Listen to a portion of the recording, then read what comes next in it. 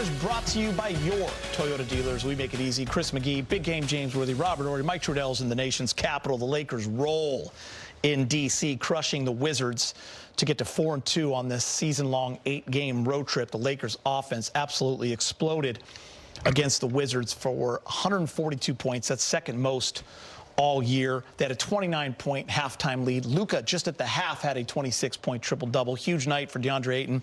James, you got to love the season high in assists, 38. And those 21 stocks turned into 26 fast break points. Got to love an easy one once in a while as well. Yeah, fast break points were good. 64 points in the paint. And, you know, this is the game they supposed to win, and they finally came out and did everything they were supposed to do. Washington made a little run there in the third and fourth, but the Lakers did a really good job early in the game. Luka, amazing.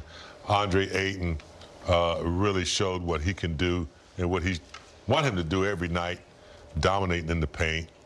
And they did what they're supposed to do against a weak team. They dominated and got the win and got some rest for some of their starters and move on to the next one.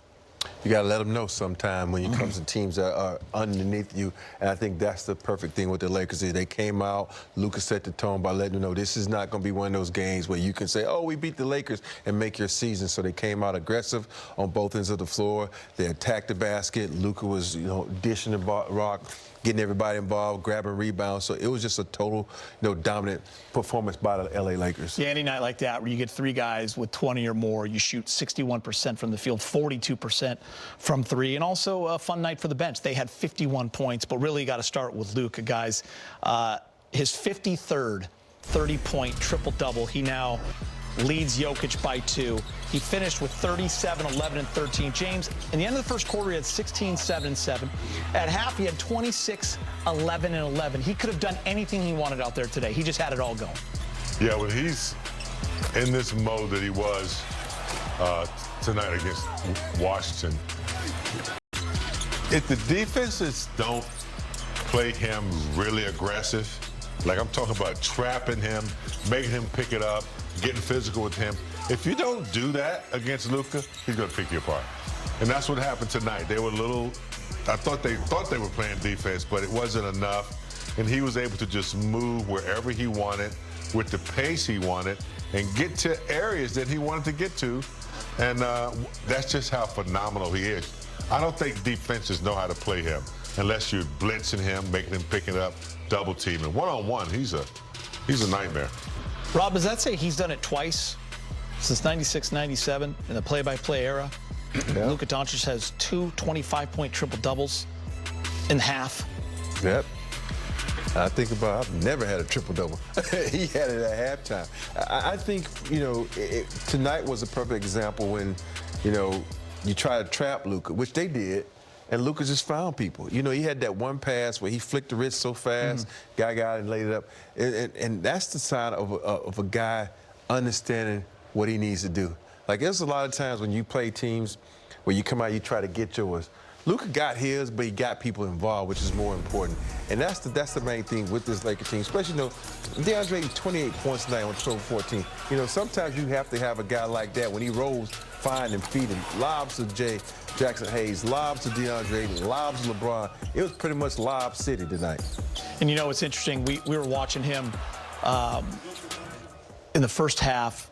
Threw this pass to DeAndre Ayton as he's hanging in the air, kind of near the sideline, just past half court. But he's like waiting because he told Mike Trudell, I'm reading everything. Just waiting for DeAndre Ayton to clear, and he flicks it to him, easy bucket. Like he just did that all night. Yeah, all night. And you know, that's the thing when you play a team like the Wizards, their defense was horrendous. So you got to exploit the defense. He was passing the ball, and it was no. You know, I don't think.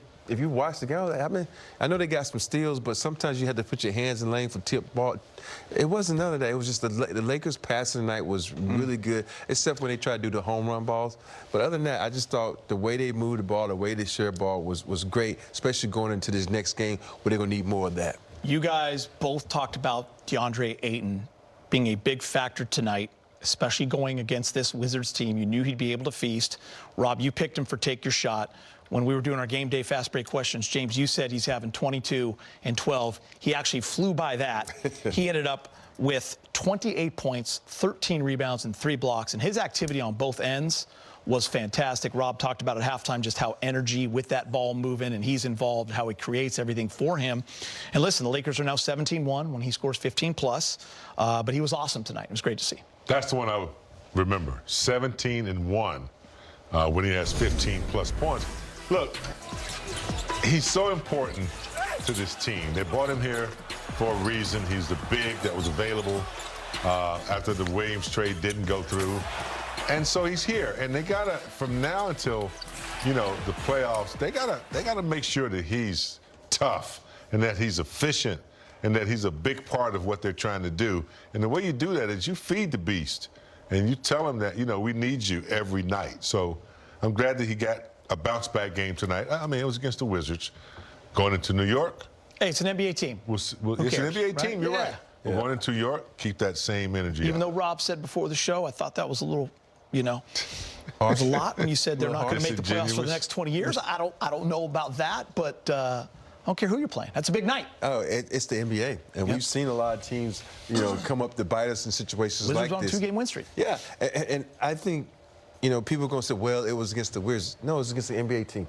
You don't say that when he did that against other teams. And, you know, and for me, you have to understand the game. The game is about getting buckets. And sometimes when your threes aren't falling, you got to get buckets. Why not go to a guy, I think he's shooting like, what, 58% from the field? That's pretty good. That's Shaq-like. Nobody complained about Shaq getting those type of numbers, right? If this was Shaq in a Laker uniform, oh, yeah, that's, you know, that's Shaq being Shaq. And so you got to understand that this game is evolved, and it's about threes, but every night the threes aren't going to fall, so you do have to feed a guy like this in the post. And I like that the Lakers knew how they could attack this team. And yes, the 3-ball fell tonight. They made 14 of them. They shot 42%. But if you throw in Jackson Hayes' line, then the two bigs combined for 39 points on 16 of 19 from the field. So the Lakers knew what they were doing, and they exploited it, and they took advantage of it. Yeah, their offensive set was run. They got so many lobs, Skeeter. Yeah. Especially early. Lobs to Ayton, lobs to everybody, especially Ayton. He got a lot of lobs. I bet he probably had maybe 4 or 5 lobs tonight. So you're right.